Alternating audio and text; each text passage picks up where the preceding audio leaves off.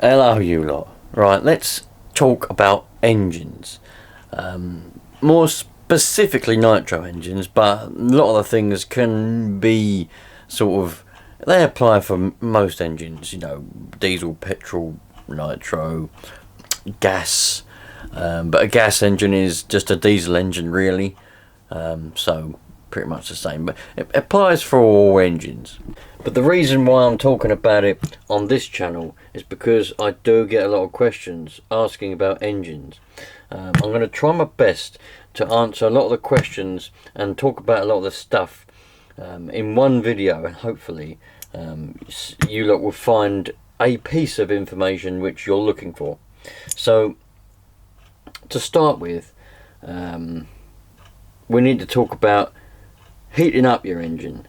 Now that's with a heat gun, mainly because engine heaters, like this one, engine heaters, they slot over the top. Let me get a variety of engines, hold on. So I've got a couple of different sizes here, but an engine heater, that will slot over the top, and that will primarily heat the head, but that heat will travel down into the cylinder. Now the cylinder on an engine, the cylinder is from here down to about there somewhere, roughly.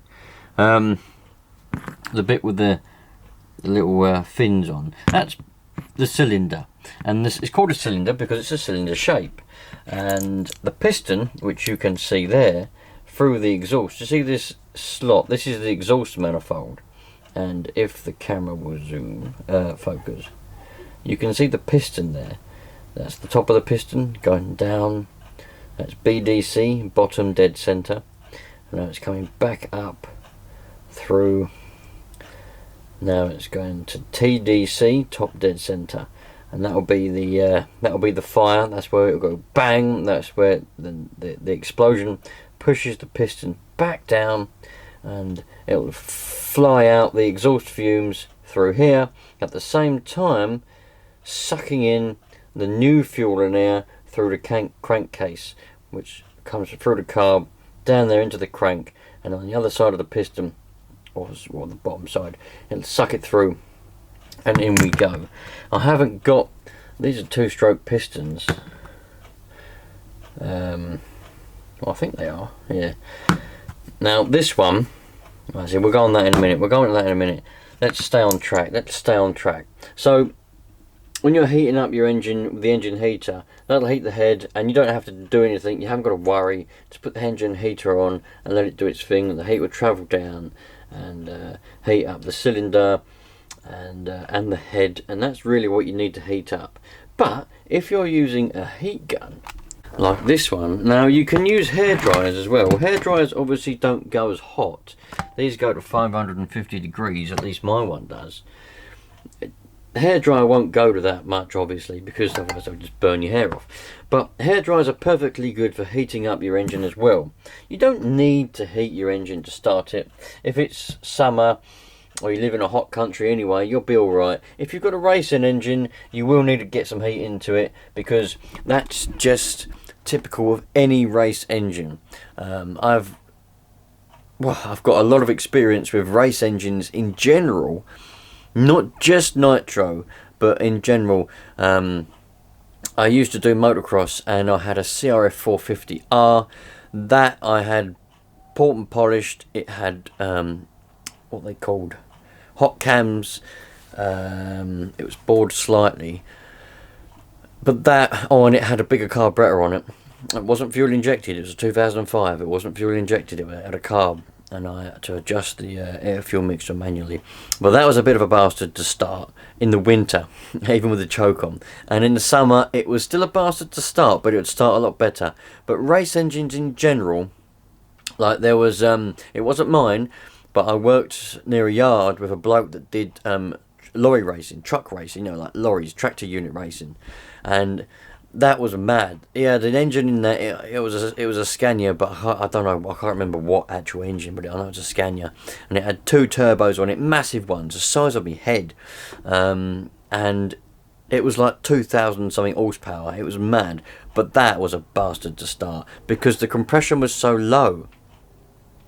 because the compression's so low because of all the boost what they run, they're just bastard to start. But with nitro engines, it's a different story, because with nitro racing engines like the Nova B3, B5R, B3R, and any other racing engine, a Reg one, they have high compression, and high compression also means you got to get heat into them, believe it or not. You got to get heat in them for low compression, but also heat into them for high. So if you're trying to start any racing engine, but we're talking about nitro, so I'll talk specifically about nitro. If you're trying to start a nitro race engine in colder weather, you will need to heat it up. It's as simple as that, because of the high compression and smaller tolerances. But all race engines are the same. Even my old I had a Mark 1 Focus RS. That wasn't a race engine. It had custom cams in it, so they was big as the lobes could get. They wouldn't go no bigger than lobes. And that had what was it? I think it was 850. Yeah, it might have been. No, it was it. 750cc injectors to start with. Now went to 850, I think. Puma Sport injectors, and tubular manifold and intercooler, bigger turbo. It was mapped. That was a bastard start, and that was bloody petrol. That wouldn't start in the winter very easily. So it's just, it's port and polished head and everything. It's just race engines in general. You'll need to heat them up. I've gone on enough about that now. Make sure I don't go off track, because you lot will get bored.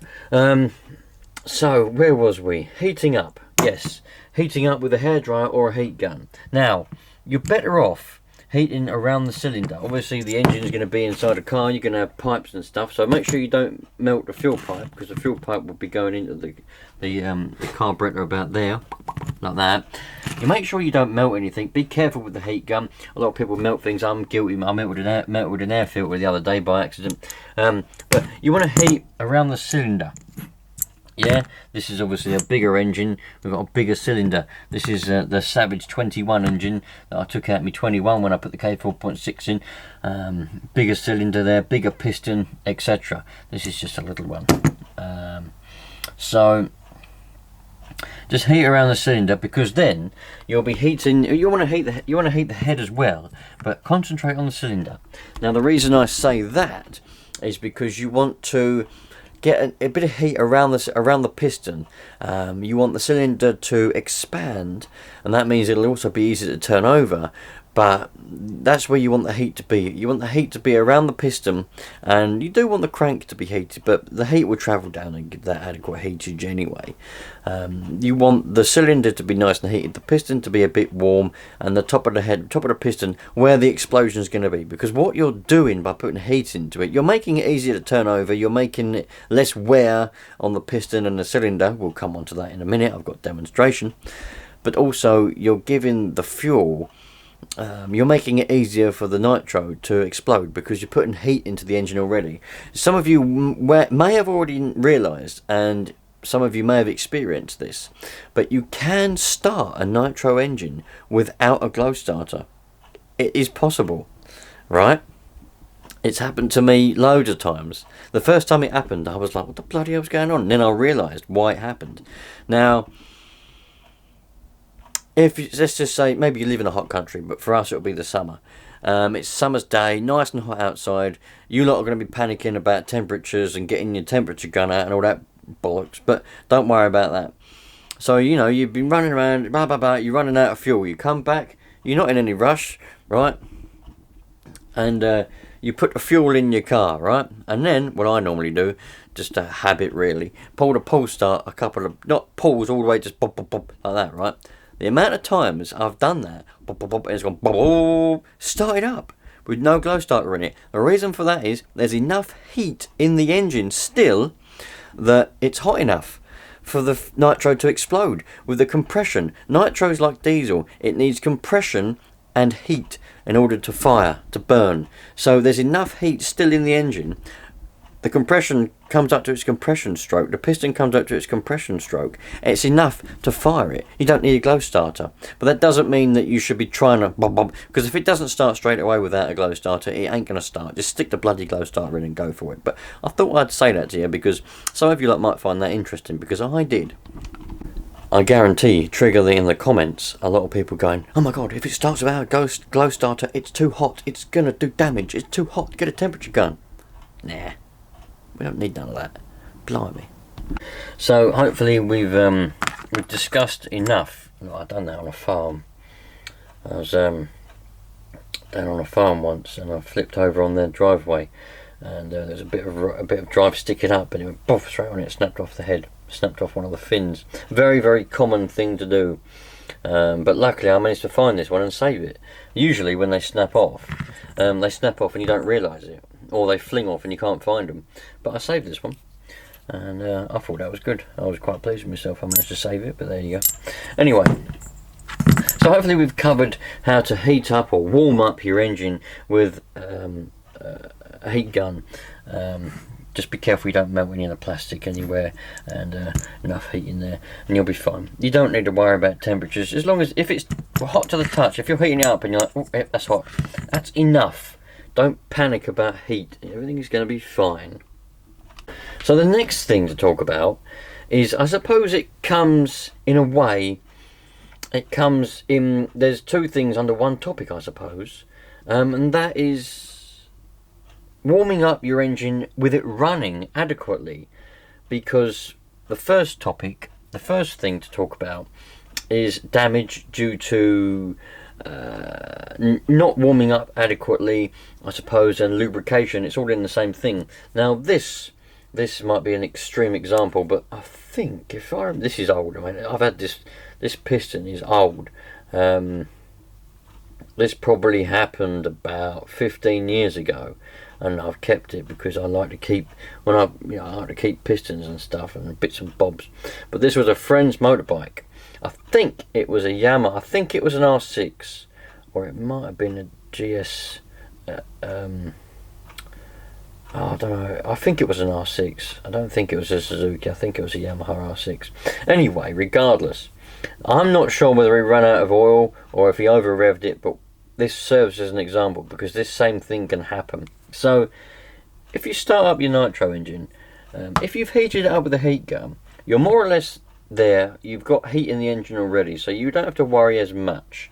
But if you started it without a heat gun and your engine is at ambient temperature, you need to make sure you let it tick over and warm up adequately. Otherwise, things like this. Your piston inside your Nitro engine looks like this, more or less. Alright, there might be some small changes, but pistons all look roughly the same, alright? So this is a good example, and it's bigger so you can see it better.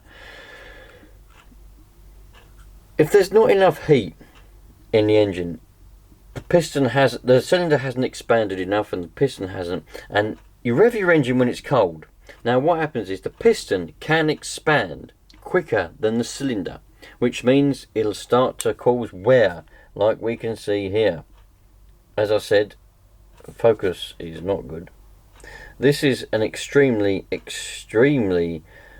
bad example, but it can cause scratches on the bore of the cylinder and the piston, which is bad, very bad. You'll lose compression and it won't run very well, and it's just bad for your engine.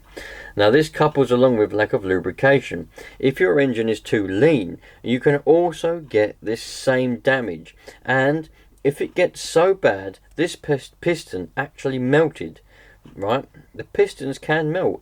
Normally they melt on the top. You get a little hole in the top that you can blow holes in the top of the pistons and stuff, but they can melt.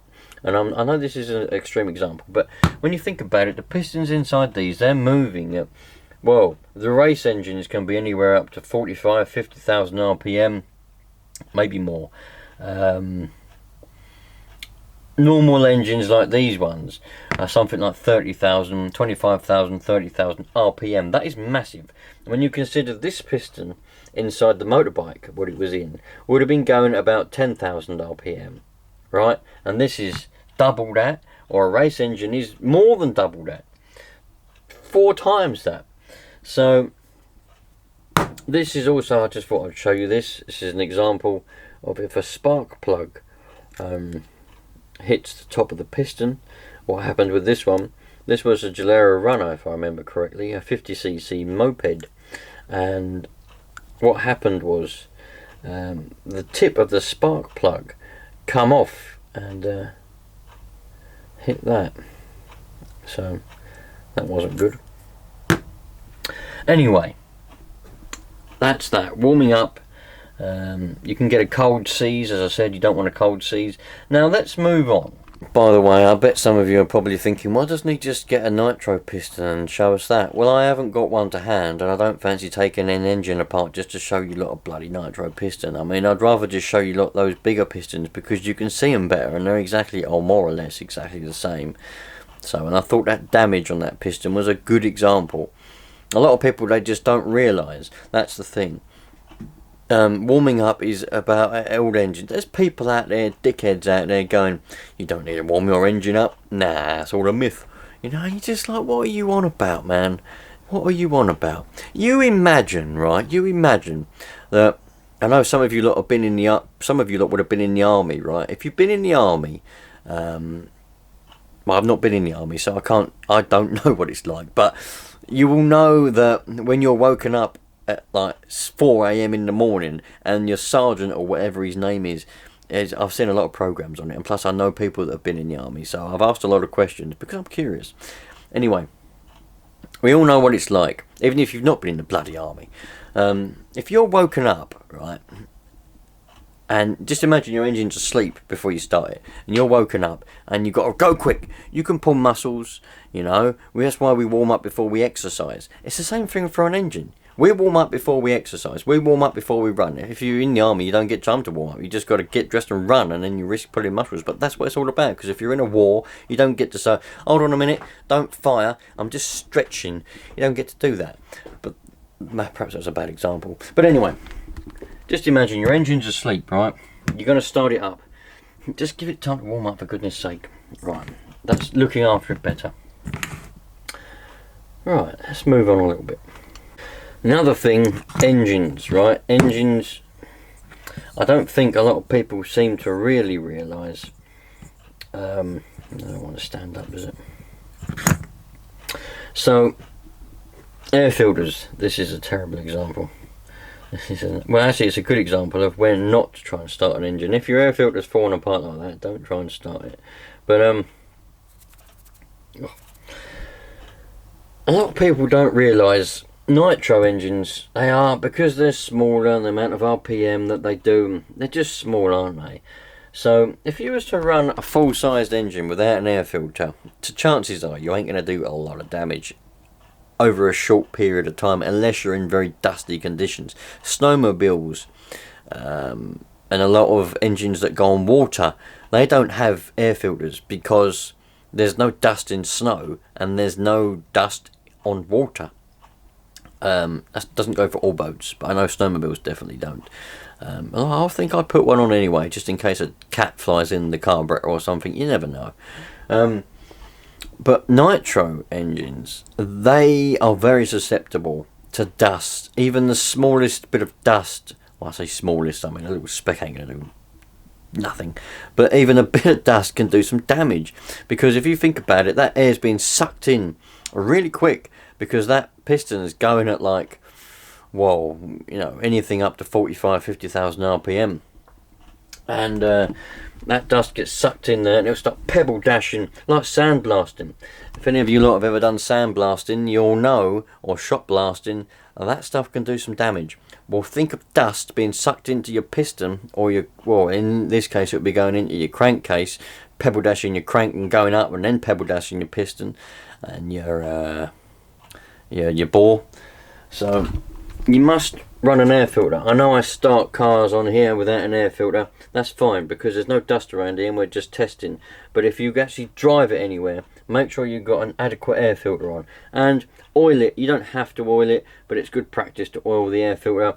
You don't have to oil it if you're not in dusty conditions, but oiling it, that will, it'll catch the dust a bit better. It might restrict the air flows slightly, but it'll catch the dust a bit better. To be honest, I don't always oil my air filters. I oil them if I know I'm going to be on dust in the summer, but if it's winter and there's no dust around, I don't oil them. It's as simple as that. Or if I'm running on a skate park, even in the summer, if I'm running on a skate park, I don't oil it because there's not enough dust to worry about it.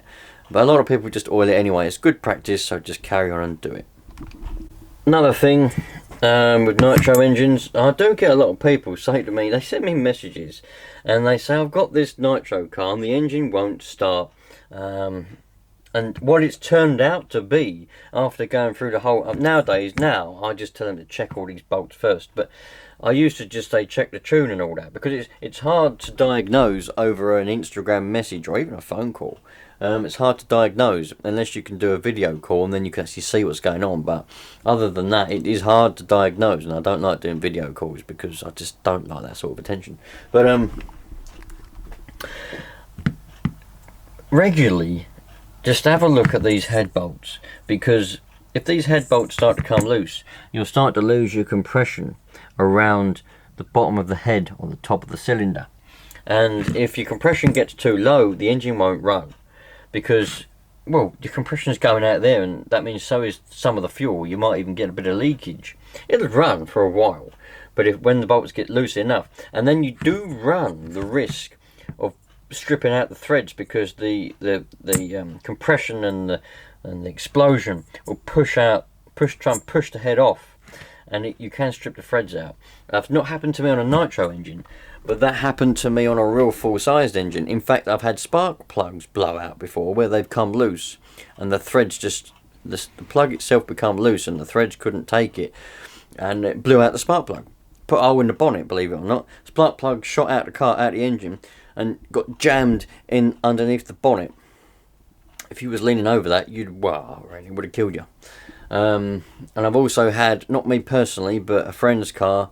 It was on the dyno, and he was running stupid boost. I can't remember what it was. It wasn't stupid, but it was running about 2 bar boost. It was a lot. He had massive turbo, and the head shot off of the engine. Like, it just, it didn't actually fly off and go anywhere, but it went up in the air and then landed sort of round where the battery was. That was the head of the whole head, valves, a lot, everything. There was timing chains flying all over the place. That was mad, very mad. And we reckon it's because he didn't torque the head bolts properly, didn't tighten them up properly. But anyway, make sure you do that.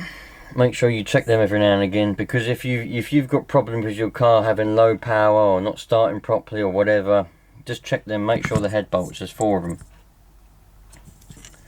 Make sure that they're tight enough. You ain't got to worry about torque settings or nothing, but just make sure they're all right, and then you can start messing around with tunage and bollocks like that. I can't really think of anything else now. I'm not going to go on about bloody glow plugs, because I don't believe in that rubbish. Different heat glow plugs. I mean, Jesus, just put one in. As long as it works, run it. If you feel your engine's not running as good as it could, then get a different heat and put it in and see how it runs. I'm not going to start going on about make sure you got the right heat glow plug. You've got to have the right number glow plug. Just put one in it. If it runs, brilliant. If you're having trouble with it and you think it's not running the best that it can, try a different heat and see what happens. Trial and error, right? I'm not going to go on about bloody glow plugs. There's a lot of stuff that people make sound important because they want to sound important. Like the whole temperature gun thing. Oh, you must check the temperature. Oh, yes. And check it every 10 seconds. But I don't believe in that kind of stuff. You know what I mean? Just run a glow plug that works. Simple as that. And as I say, if you believe that you've tuned it the best you can, but it's still not running as well as you think, just try a different heat glow plug and see if it makes a difference. I can't think of anything else now, engine wise, that is important. I think I've answered the questions about heating it up with a heat gun and that, and I've added a few things in. I don't think there's anything else that I can think to explain. I mean, engines are very, very simple. We've done air filters. We don't need to go in about tuning. Well, you do. You need to make sure that it's not too lean. But I am going to do a video. I've done many videos. I've even stood at this bench and showed a carburetor. But I think the best excuse me, the best way is to actually physically show you. I've done tuning videos out in the car park, how to tune and all that kind of stuff. But some people, they watch them and then they still come back to me and say, I don't understand what's wrong with my car. And when they send me a video, it's just lean. Or in some cases, it's just rich. So obviously the message isn't getting across properly, so I'm going to go to the car park and I'm going to actually lean the car out as much as I can get it to go and show you lot what it's like when it's lean, and riching it out what it's like as far as it will go, and show you lot what it's like when it's rich, and hopefully you'll understand the differences and how to get the best in the middle, best point. But yeah, I'm gonna go and do a will it run video now. I'm gonna get one of my car. I want to try and see if one of my old cars runs. So I'm gonna stick it on the bench and do a will it run video. It's only gonna be a short one because I'm running out of time. It's just gone up past 7. So if you want to see that, will this old engine run? Stick around, subscribe or something like that, and it'll be up in a couple of days. And yeah. Nice one, you lot. Thanks for watching. If there's anything I've missed out and there's any more questions, anything you're curious about engines, nitro engines, or any engine for that matter, I've been messing around rebuilding and playing with engines. I don't know, I don't know that much about them, you know. People, there's loads to learn, loads to know, but motorbike engines, lawnmower engines, car engines, nitro engines, plant engines, you know, I've been rebuilding them and playing around with them for years. Since I was about 15, well, younger than that for motorbike ones. Started out when I was about 8. So any questions, just put them in the comments to this video and I'll try my best to answer them. But we're talking mainly about nitro, so any questions about nitro engines, put it in the comments, and if I've missed anything out that you'd like to know, just yeah, hopefully we'll get them sorted out. So thanks for watching, you lot. I'll catch you later on.